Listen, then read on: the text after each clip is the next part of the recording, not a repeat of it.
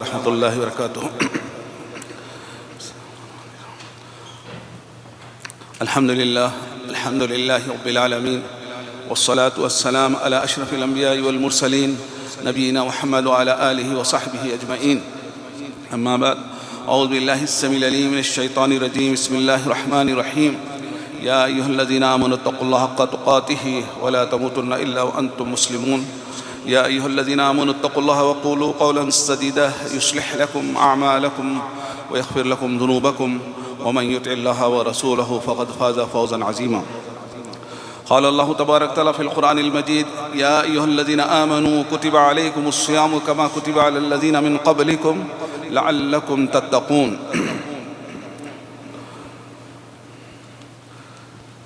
ساری تعریف و توصیف و حمد و ثنا صرف اللہ تعالیٰ ہی کے لیے سزاوار ہے، جو ساری کائنات کا بلا شرکت غیر ہے، مالک، مدبر، آقا، شہنشاہ اور حاکم حقیقی ہے۔ وہی ہمارا خالق ہے، وہی ہمارا رازق ہے، اور وہی ہمارا مشکل کشا ہے۔ اور لاکھوں کروڑوں درود و سلام ہو ہمارے آخری نبی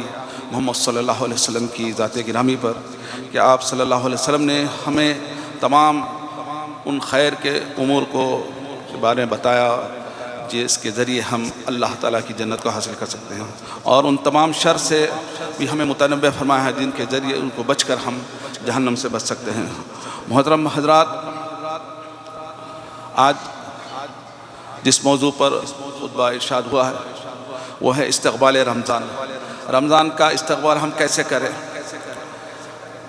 اللہ تعالیٰ کا ارشاد ہے، میں نے ابھی آپ کے سامنے خطبہ مسنونہ کے بعد ایک آیت کریمہ تلاوت کی ہے۔ اللہ تعالیٰ ارشاد فرماتے ہیں، یا ایھا الذین آمنوا کتب علیکم الصیام، اے وہ لوگو جو ایمان لائے ہو، تم پر روزے فرض کیے گئے ہیں، کما کتب علی الذین من قبلکم، جیسا کہ تم سے پہلے لوگوں پر فرض کیے گئے تھے، لعلکم تتقون، تاکہ تم میں تقوی پیدا ہو۔ جیسا کہ ہم تمام جانتے ہیں کہ رمضان کی آمد ہے، انشاءاللہ تعالیٰ 3-4 دن کے بعد، 4 یا 5 دن کے بعد رمضان کا برکتوں اور رحمتوں والا مہینہ شروع ہونے والا ہے۔ اللہ تعالیٰ سے دعا ہے کہ اللہ تعالیٰ ہم تمام کو اس سارے مہینے کو، پورے مہینے کو اللہ تبارک تعالیٰ صحت و عافیت کے ساتھ ہم کو نصیب فرما، اور اس میں زیادہ سے زیادہ اللہ تعالیٰ کی عبادت کرنے اور قرآن پڑھنے اور صدقہ و خیرات کرنے اور اس کی تمام بتلائی ہوئی عبادات کو بجا لانے کی توفیق عطا فرمائے۔ جیسا کہ خطیب صاحب نے کہا کہ بہت سارے لوگ کل تک اس دنیا میں تھے اور وہ لوگ آج ہمارے ساتھ نہیں ہیں، اور ان کو یہ رمضان کا مہینہ نصیب نہیں ہوا،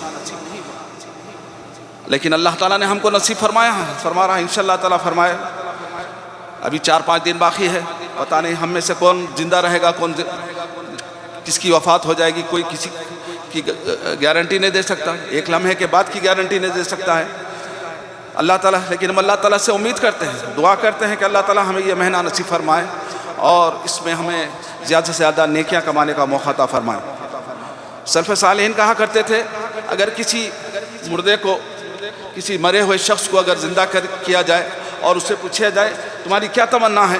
تو وہ ضرور کہے گا کہ مجھے ایک رمضان کا مہینہ نصیب فرما دے، انہیں اور کوئی تمنا نہیں کرے گا، کیونکہ وہ جانتا ہے، اس کو معلوم ہوگا کہ یہ رمضان کا مہینہ اتنے برکتوں اور فضیلتوں والا اور مغفرتوں والا مہینہ ہے کہ اس ایک مہینے پانے کی صورت میں اللہ تبارک تعالیٰ اس کے بے شمار گناہوں کو، تمام گناہوں کو معاف فرما دیتا ہے اور وہ گناہوں سے پاک ہو جاتا ہے۔ تو غرض یہ رمضان کا وہ مہینہ ہے، یہ رحمتوں کا بھی ہے، برکتوں کا بھی ہے، مغفرت کا مہینہ ہے، روزوں کا مہینہ بھی ہے، صدقہ و خیرات کا مہینہ بھی ہے، اور صبر کا مہینہ بھی ہے، قرآن کا مہینہ بھی ہے، اور بے شمار نیکیوں کا یہ رمضان کا مہینہ ایسا مہینہ ہے جس کا تعلق بے شمار نیکیوں سے، بے شمار عبادتوں سے اس کا تعلق ہے۔ تو ہم اس کو آنے سے پہلے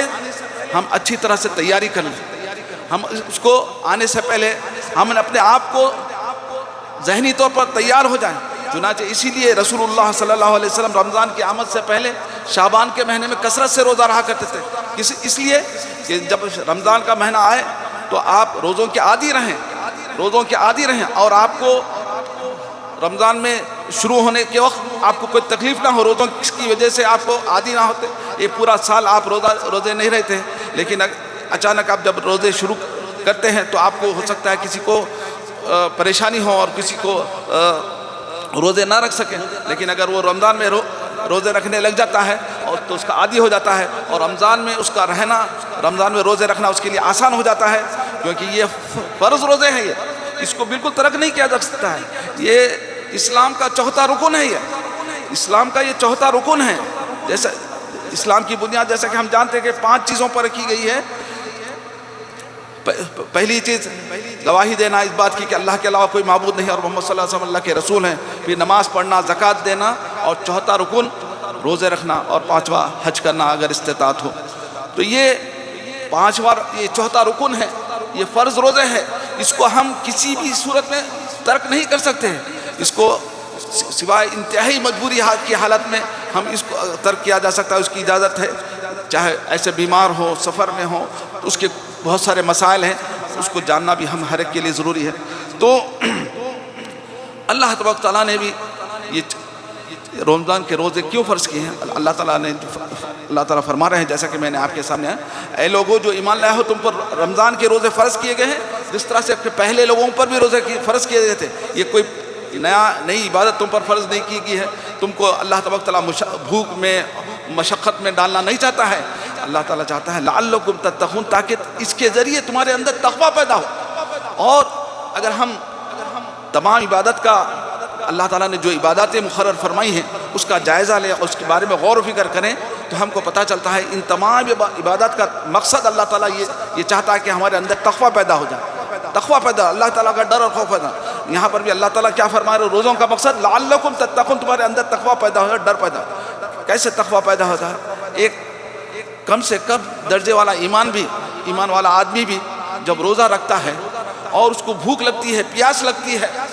اور گھر میں اکیلا ہوتا ہے، کوئی دیکھنے والا نہیں ہوتا ہے، کوئی پوچھنے والا نہیں ہوتا، وہ چاہے تو کھا پی لے سکتا ہے اور لوگوں کو کہہ سکتا ہے کہ میں روزے سے ہوں، لیکن وہ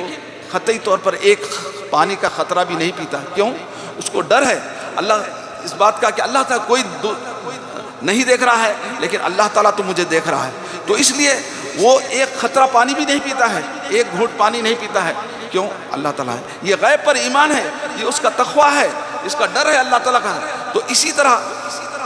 سارے گناہوں کا بھی معاملہ ہے، جب آپ کوئی غیبت کرتے ہیں، چوری کرتے ہیں، ڈاکہ ڈالتے ہیں، تو آدمی کو یہ سوچنا چاہیے کہ ہم کوئی دیکھ تو نہیں رہا ہے لیکن اللہ تعالیٰ تو دیکھ۔ تو اسی طرح تو جب آدمی 1 مہینہ اس طرح کی عادت اس کو پڑ جاتی ہے اور وہ اس کی روزوں کی ٹریننگ حاصل کرتا ہے تو اس کا اثر اللہ تبارک تعالیٰ سارے پورے یعنی 11 مہینے اس کا اثر اللہ تعالیٰ دیکھنا چاہتا ہے۔ تو اللہ تعالیٰ ان روزوں کے ذریعے ہمارے اندر تقویٰ کی زندگی پیدا کرنا چاہتا ہے، اور اس کی بہت بڑی فضیلتیں ہیں، جیسا کہ ایک حدیث میں رسول اللہ صلی اللہ علیہ وسلم فرماتے ہیں صحیح کل عمل ابن آدم لہ الجنہ حسنہ، ہر ابن آدم کی ایک نیکی کا اللہ تبارک تعالیٰ نے اس کا اجر مقرر فرمایا ہے، بعشر امثالها الی 700 ضعف،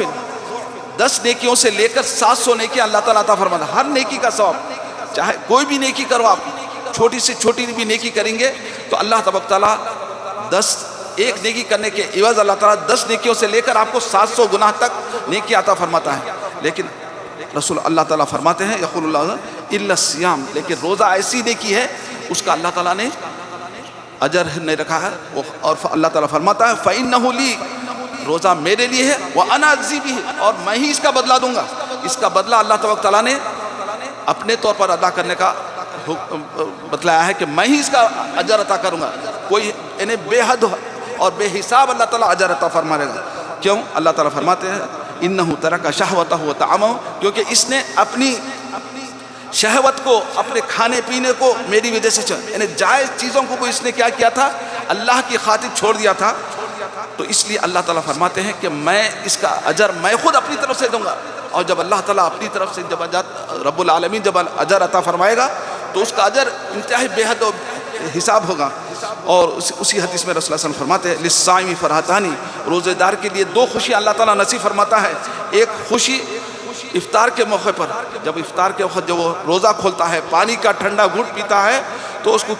جو خوشی نصیب ہوتی ہے وہ کسی اور جگہ پر اس کو نصیب نہیں. اور ایک دوسری خوشی اللہ تبارک و تعالیٰ جو اس کو عطا فرمائیں گے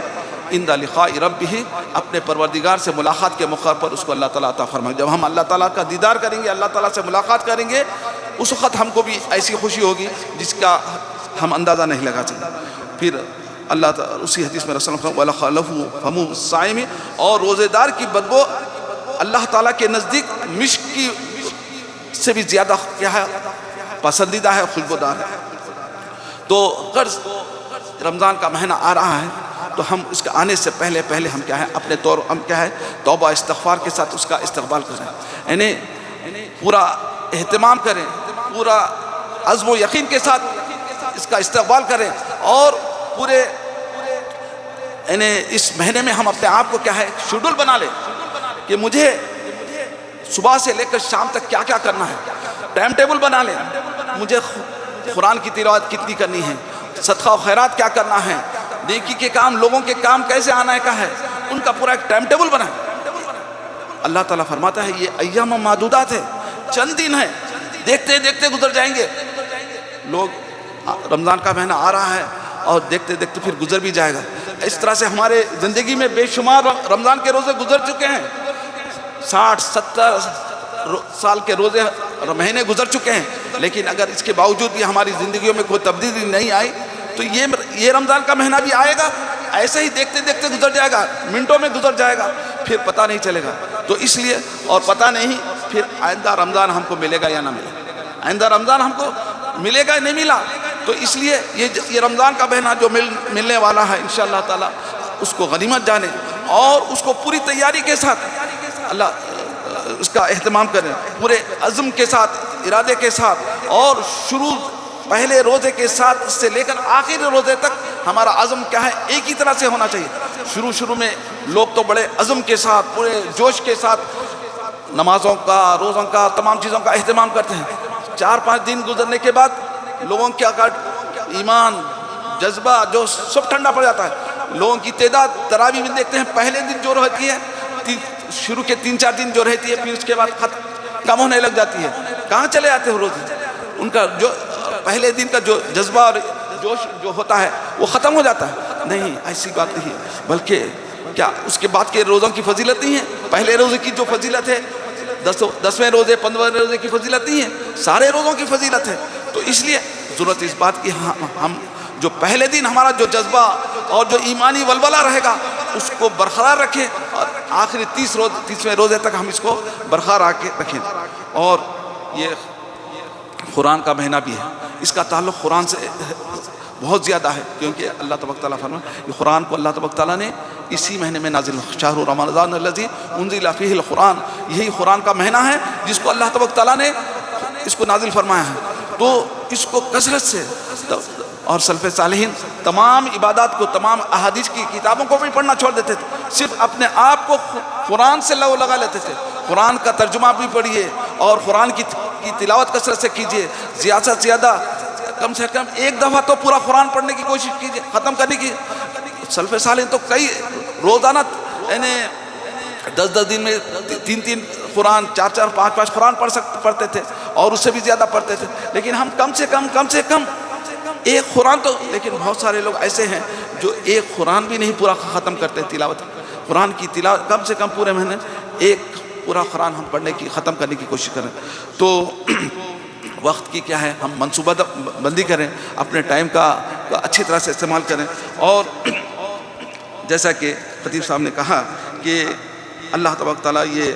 ہم روزوں کے ذریعے ہمارے دلوں کی اصلاح کرتا ہے، کیونکہ یہ دل اگر صحیح ہو جاتا ہے تو سارا جسم صحیح ہو جاتا ہے اور سارے اعمال صحیح ہو جاتے ہیں. رسول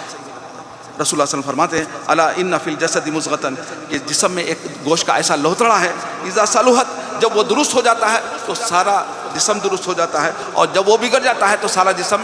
بگڑ جاتا ہے، اور وہ ہے دل. یعنی اگر دل صحیح رہے گا تو آپ کا تمام اعضاء صحیح طور پر کام کریں گے. آپ کی آنکھ بھی وہی دیکھے گی جو اللہ تعالیٰ کو دیکھنا پسند ہے، آپ کے ہاتھ بھی وہی کام کریں گے جس کو اللہ تعالیٰ کرنا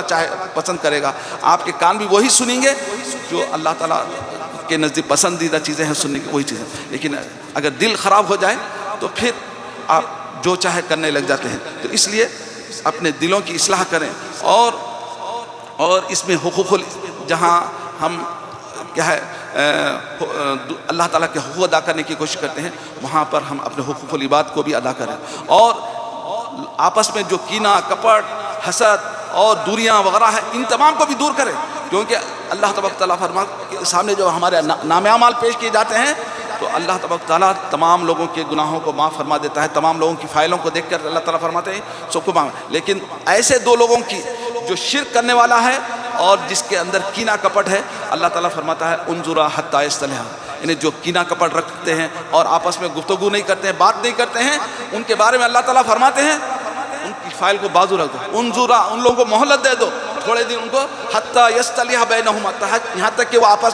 دونوں آپس میں صلح کر لیں، جب تک صلح کر لیں اس کے بعد پھر ان کی فائل اللہ تعالیٰ دیکھے گا، ان کے اعمال کی طرف نظر فرمائے گا۔ لیکن اگر ہم ایسے ہی پورا رمضان کا مہینہ گزر جائے، اللہ تعالیٰ سے معافی کی دعا کر رہے ہیں، مغفرت کا مہینہ ہے، لیکن ہم اپنے بھائی کو معاف کرنے کے لیے تیار نہیں ہیں، تو اللہ تعالیٰ ہمارے گناہوں کو معاف نہیں کرے گا۔ یہ مغفرت کا مہینہ اور معافی کا مہینہ ایسے ہی گزر جائے گا، آپ اپنے بھائی کو، اپنے رشتہ داروں کو معاف کرنے کے لیے تیار نہیں ہیں، تو اللہ تعالیٰ آپ کو کیسے معاف کرے گا؟ تو اس لیے ضرورت اس بات کی ہے کہ ہم جہاں حقوق العباد ادا کرتے ہیں وہاں اس کے ساتھ ساتھ اللہ حقوق اللہ ادا کرتے ہیں، وہاں اس کے ساتھ ساتھ حقوق العباد کا بھی اپنے زندگی کا جائزہ لے کہ ہم اس میں کہاں تک ہیں، ہمارا کیا مقام ہے، ابھی ہم کس کے ساتھ کیا رویہ رکھے ہوئے ہیں، کس کے حقوق کو چھینے ہوئے ہیں، ان کے حقوق ادا کریں، کسی سے بات چیت ختم ہے تو دوری ختم کریں، اور اب کیونکہ کسی بھی وقت ہماری موت آ جائے تو پھر اس کے بعد آپ کو توبہ کا موقع نہیں ملے گا۔ اور قرآن کے بارے میں بھی جیسا کہ کہہ رہا تھا خطیب صاحب نے کہا کہ یہ قرآن کیا ہے، ہمارے دلوں کی جلا کا ذریعہ ہے۔ ایک حدیث میں رسول اللہ فرماتے ہیں انہا ھذہ القلوب تزدو کما تزدو الحدید، کہ یہ ہمارے دل بھی کیا ہے، زنگ آلود ہو جاتے ہیں، جس طرح سے کہ لوہا زنگ آلود ہو جاتا ہے، لوہا زنگ آلود ہے۔ تو صحابہ نے پوچھا اللہ کے رسول اس کا جلا کیا ہے، اس کو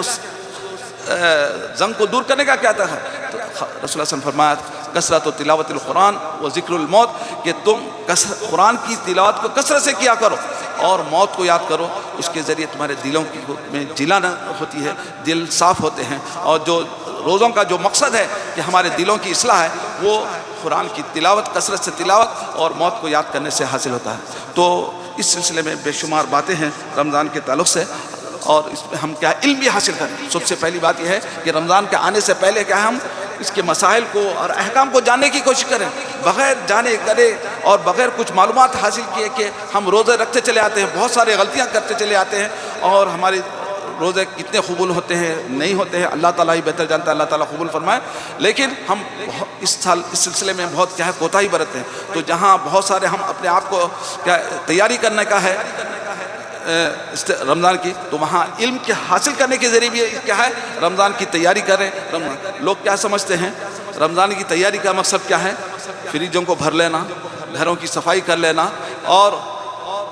یہی سمجھیں۔ اب دیکھ رہے ہیں آپ سپر مارکیٹوں کا حال، یعنی ایسا رش لگا ہوا ہے جیسا کہ اب مارکیٹ سے سارے کھانے پینے کی چیزیں ختم ہو جا رہی ہیں، اب اس کے بعد ملنے والا نہیں ہے، یا ہم کو، اور یہ رمضان کا مہینہ روزوں کا مہینہ ہے، یعنی بھوکا رہنے کا مہینہ ہے، لیکن ہم اس کو کیا بنا لیے ہیں، کھانے پینے کا مہینہ بنا لیے، اور ہم دوسرے مہینوں کے بنسبت اس میں کیا ہے اور زیادہ کھانے لگ جاتے ہیں، ہمارا ویٹ اور بڑھ جاتا ہے۔ تو اس لیے تو اس سے کیا ہمارے دلوں کی اصلاح کیسے ہوگی؟ تو اس لیے ضرورت اس بات کی ہے کہ ہم کم کھائیں اس سے، اور اللہ تعالیٰ کی عبادت زیادہ کریں، یہ اللہ تعالیٰ کو مقصود ہے،